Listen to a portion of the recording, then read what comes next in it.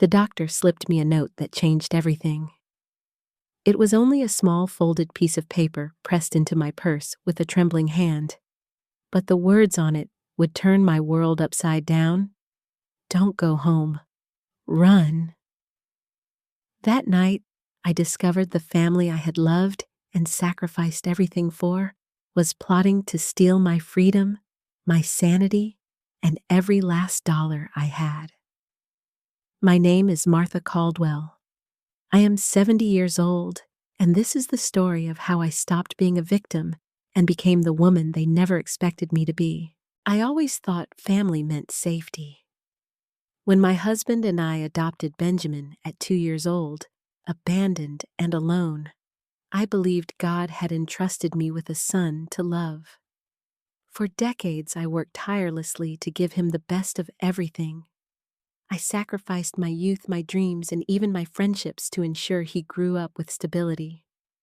When my husband died 10 years ago, Benjamin and his family became my only anchor.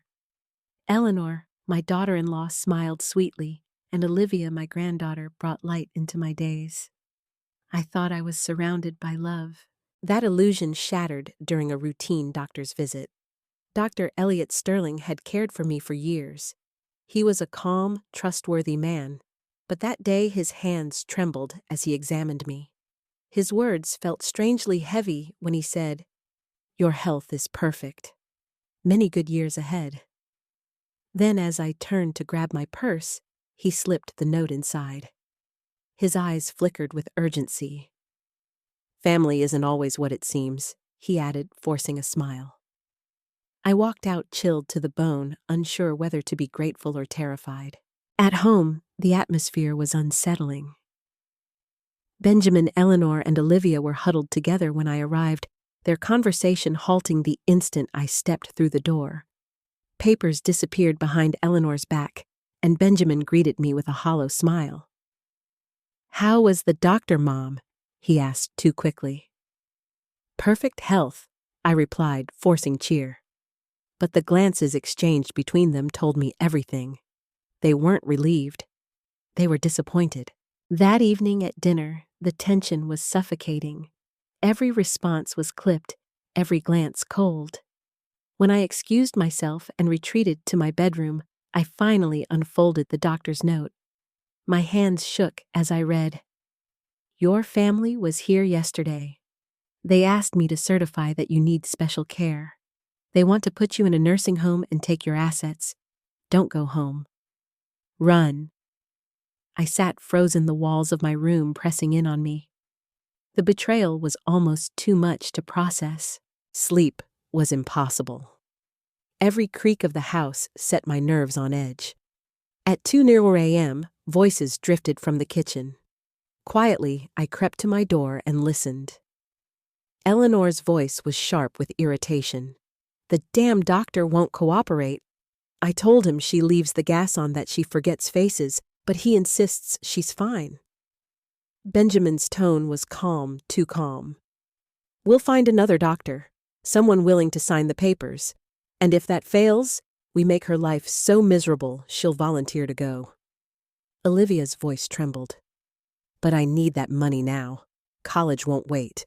They spoke of me as if I were a burden, an obstacle. Eleanor spat out words that twisted my stomach. "I didn't marry Benjamin to care for an old woman. I married him for the inheritance. 10 years she's outlived her husband, and she's still here spending our money. My money. The savings I had scraped together with my late husband's hard labor." My pulse hammered as Benjamin continued, his voice lowering with cruel calculation. "If she resists, we'll use Plan B. We'll switch her medications, hide her things, tell her she's done things she hasn't. In a month, any doctor will certify she's insane." I pressed a hand to my mouth to stop a cry. They weren't just planning to take my home. They wanted to destroy my mind, my dignity. Olivia's voice cracked with unease, but even she didn't stop them. They laughed together, conspiring over my downfall. That laughter was what broke me. It wasn't just betrayal. It was mockery. But as I stood in the shadows, with tears running down my face, something inside me hardened. They thought I was powerless, an aging woman with no allies. What they didn't know was that I carried a secret even they had never imagined. My late husband had left me more than memories. He had left me with $2.2 million hidden safely overseas and 3 properties tucked away in other countries. I had never told Benjamin, hoping to see if love could exist without money. Now I saw the truth. He had never loved me. He had only been waiting for me to die. That night, I decided I would not run as a victim. I would run to prepare for war. At dawn, I quietly packed essentials into a small suitcase, documents, medications, and my little notebook with every detail of my hidden fortune. Before leaving, I recorded one more piece of evidence. I slipped my phone into record mode and walked past their room, capturing Eleanor discussing copying my bank cards and Benjamin planning his visit to a lawyer. Their own words would condemn them. At 5:30 a.m., I slipped out and hailed a cab. At the bank, I withdrew $5,000 in cash, enough to sustain me for now. Then I checked into the Grand Imperial Hotel, a place where they would never think to look for me. For the first time in years, I was truly alone, but instead of fear, I felt a spark of power. I sat in that elegant suite, tears sliding down my cheeks, not just of grief, but of awakening. I had wasted 45 years believing love was unconditional. Now I saw the truth: love without respect is nothing but chains. From that hotel room, I began my list. Contact financial advisors overseas, hire the best lawyer, find a private investigator. My family thought they had already won, but they had underestimated me. I was not going to let them destroy me. I was going to destroy their lies one by one until the world saw who they truly were. I turned my phone back on at 2:15 p.m. and it lit up with missed calls. Panic sounded like love if you didn't listen closely. I called no one. Instead, I rang the most prestigious law firm in the city and asked for their senior partner. Within an hour, I was seated across from Dr. Graham Montgomery, a careful man with patient eyes and the posture of someone who keeps his promises. I told him everything from the note in my purse to the whispers at 2:00 a.m., from the secret fortune my husband left to the recordings I had captured that morning. When I finished, he said the 10 words I desperately needed to hear. "You are not helpless, Mrs. Caldwell. You are the plaintiff." He assigned a team on the spot: a litigator, a forensic accountant, and a private investigator named Keene, who looked like he could find a shadow in the dark. I gave them my notebook with the offshore accounts and the keys to my smaller safe deposit box, the only one Benjamin didn't know existed.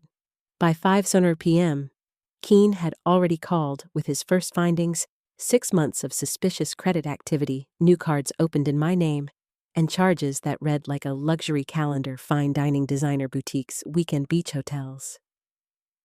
"You've never been to the Florida Keys in your life?" he asked. "Not once," I answered. "Your family went for a week in March, on your credit." Something inside me steadied like steel cooling into a blade. At 7:10 p.m., Benjamin finally got me on the phone. He started with worry, slid into frustration, and tried to land on control. "Mom, where are you?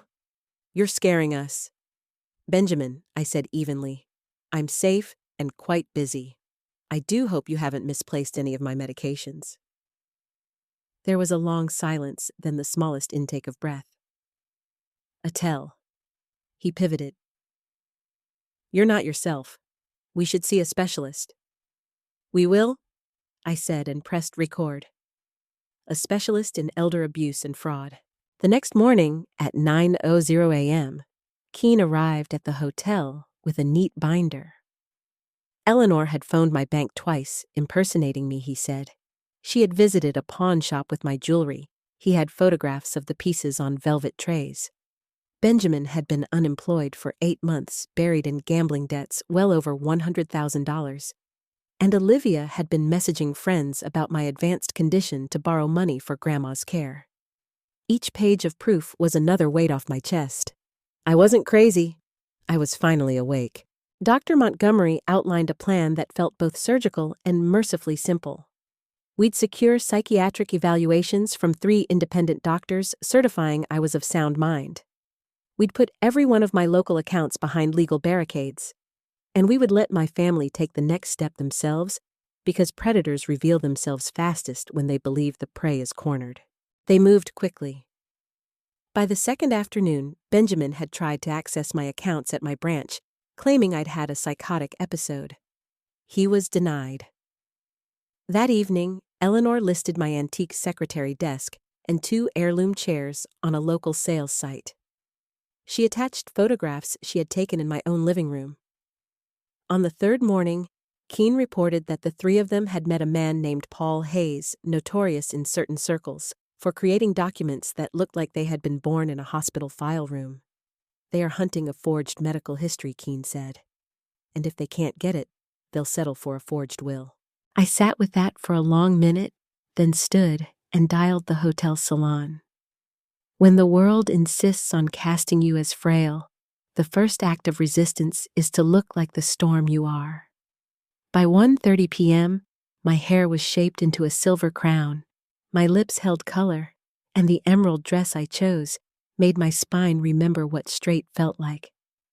I had spent decades dimming myself to keep the peace. Peace, it turned out, was theft in a nice sweater. At 11:00 a.m. the following day, the second movement of our plan began. I toured a bright, absurdly expensive house with a real estate agent named Rick, who addressed me as ma'am but listened to my questions as if I were his equal partner. Keene had adjusted the timing so that as Rick and I floated down a staircase washed in sunlight, the glass doors opened and Benjamin, Eleanor, and Olivia stepped into the lobby with a different agent. "We're here to start the appraisal on my mother's house," Benjamin said confidently. "We have power of attorney." My laugh was soft and unkind, even to my own ears. "Hello, family," I called from the landing.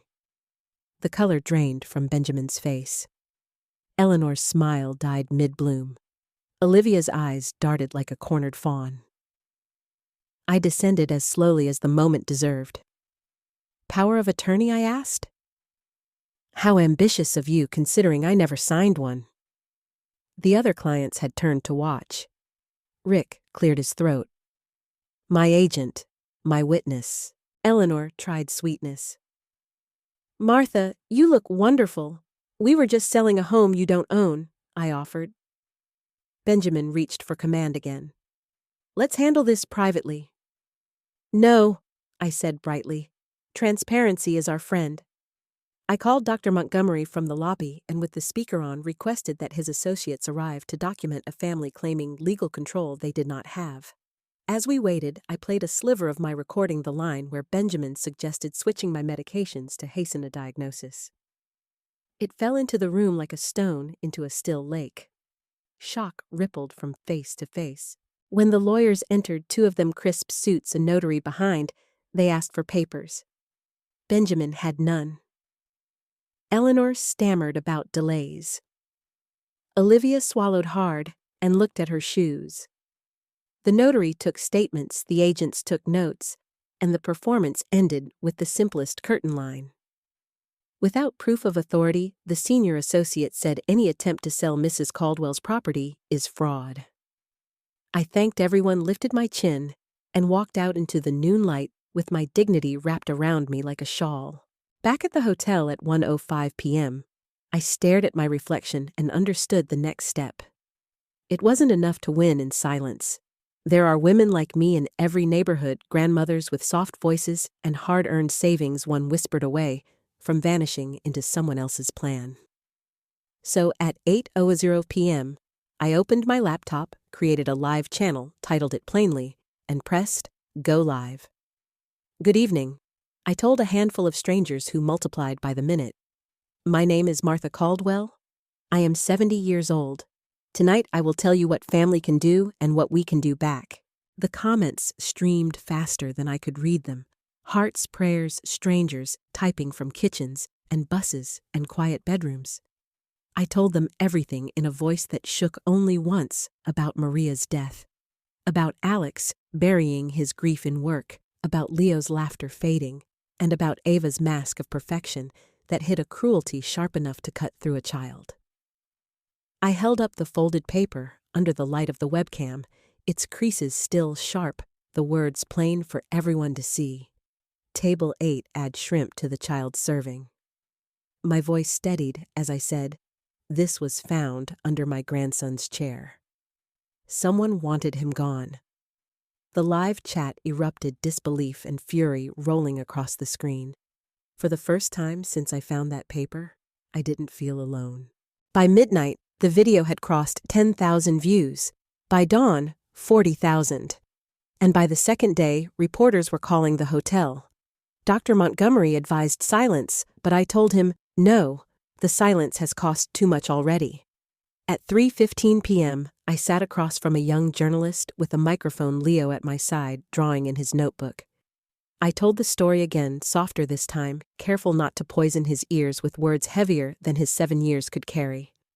"All I want," I said, "is for this boy to grow up safe with love around him, instead of plots." When the interview aired that evening, the public answered like a tide. Letters, donations, and stories, so many stories. Widows writing about sons who forged their signatures. Women who had woken in nursing homes they never agreed to enter. Grandchildren cut off because they refused to surrender their grandmother's pension. My pain had found its mirrors, and together they looked like a movement. 3 days after my broadcast, Alex arrived at the hotel at 10:00 a.m. He looked worn, his suit hanging looser than it should, his face drawn, as though sleep had abandoned him. He sat across from me, his hands twisting together, and whispered, "Mom, I didn't see it. I didn't see her." His voice cracked on Ava's name. I placed my hand over his, steadying. "You wanted to believe in light again, son. That's not blindness. That's hope." Tears welled in his eyes. "And Leo?" he asked. "Leo deserves truth," I said, "and he deserves you whole." He nodded, though the weight on his shoulders was far from lifting. He told me Ava had packed and disappeared, leaving only a note that said, "I never belonged in your world anyway." A coward's exit, but at least it was an exit. That night, Lucy came by with a basket of warm rolls she had baked. She sat with Leo, showing him how to braid dough like rope, their laughter soft but genuine. I watched Alex watching them, his gaze different now, not just brotherly affection, but something deeper, something dawning. When Leo ran off to wash his hands, Alex whispered, "She's been here all along, hasn't she?" I only smiled.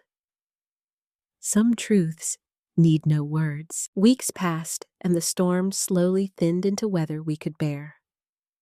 Ava's name was erased from conversation, her shadow shrinking into memory.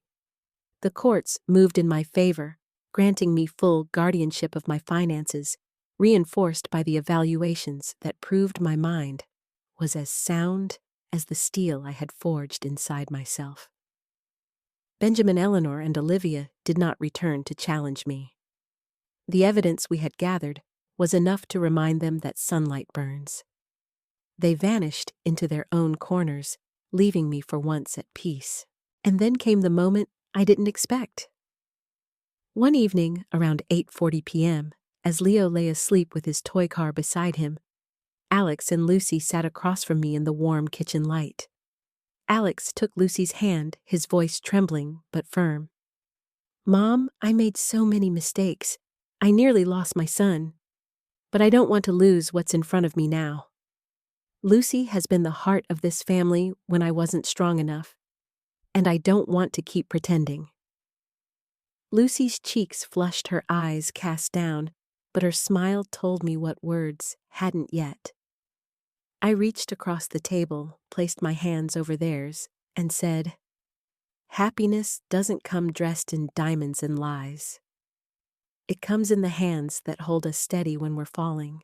Months later, Leo ran through the yard with a kite Lucy had helped him build. His laughter rang out bright and unbroken, the sound of a childhood returning. Alex joined him, holding the string as the kite soared, while Lucy clapped and called out encouragement. I sat on the porch, my chest full, tears blurring the sky into light. The past had tried to poison us, but we had chosen differently. We had chosen love. So, if you've listened this far, I ask only this: remember that family is not always written in blood, but proven in action, in who shields you when the storm breaks and who stands steady when others falter. If this story touched you, please like, share, and subscribe, and tell me in the comments where you're listening from. Your voice matters more than you know, because every story shared is another candle against the dark.